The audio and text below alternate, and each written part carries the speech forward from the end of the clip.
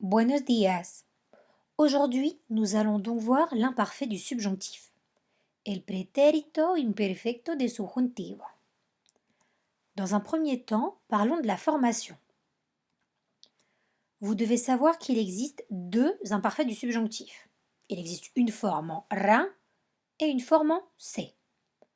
Aujourd'hui, on va se concentrer sur la forme en ra.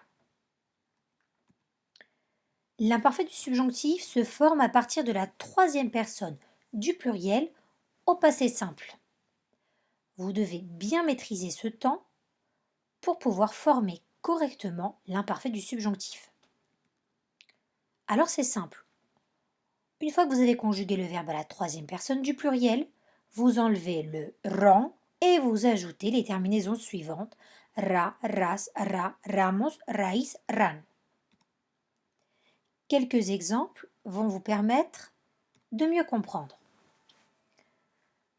Voyons le verbe cantar. Si on conjugue le verbe cantar à la troisième personne du pluriel au passé simple, ça donne cantaron. On enlève le ran et on rajoute les terminaisons ra, ras, ra, ramos, raíz, ran.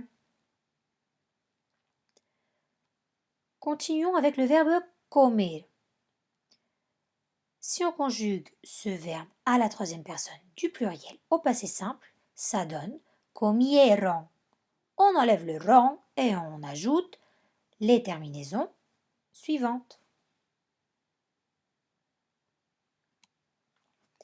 Et notre dernier exemple, le verbe ser. Ser à la troisième personne du pluriel. Au passé simple, ça donne fueron. On enlève le ron et on ajoute les terminaisons que vous connaissez maintenant par cœur. Maintenant que vous savez former ce temps, vous devez certainement vous demander quand est-ce qu'on l'utilise. Alors voici quelques emplois. On l'utilise dans les subordonnées de conditions si elles sont irréalisées ou irréalisables. Ejemplo, si Cataluña fuera independiente sería problemático. Après, ojalá pour exprimer le souhait.